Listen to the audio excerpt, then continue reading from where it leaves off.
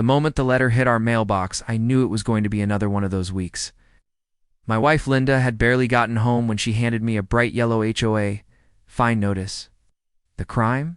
She parked her car at an angle that disturbed the neighborhood aesthetic. Yes, apparently, the way her tires rested on our own driveway was now a criminal offense. Linda laughed and tossed it aside, saying, "I'm not paying $50 for the way my car sits in our driveway." But if you've ever lived under an overzealous HOA president, you know, ignoring them is like lighting a match in a room full of gasoline. Within a day, our infamous HOA Karen was at it again, red-faced, clutching a binder stuffed with laminated rules, and ranting about neighborhood standards. Linda calmly told her, "I'm not paying, and you don't run my house." Karen's eyes narrowed, and she stormed off muttering, "You'll regret this."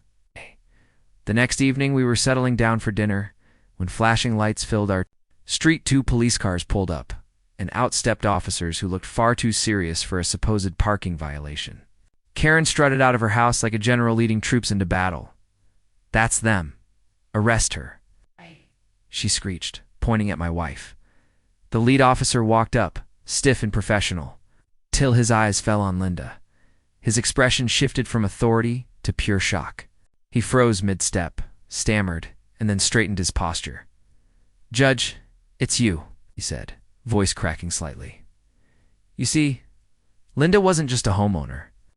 She was a sitting county judge, the same judge who had overseen cases for nearly every officer in that precinct. The officer immediately turned toward Karen, his jaw tightening as he realized what had happened.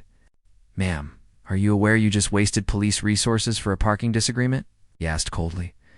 Karen's bravado collapsed instantly. She sputtered about community standards and the bylaws, but the officer wasn't having it. He reminded her that filing a false police report was a serious offense.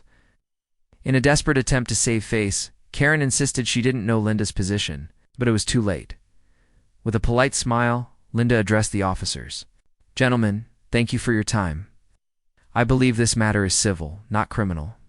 They nodded, apologized for the disturbance, and left Karen standing there, pale as chalk.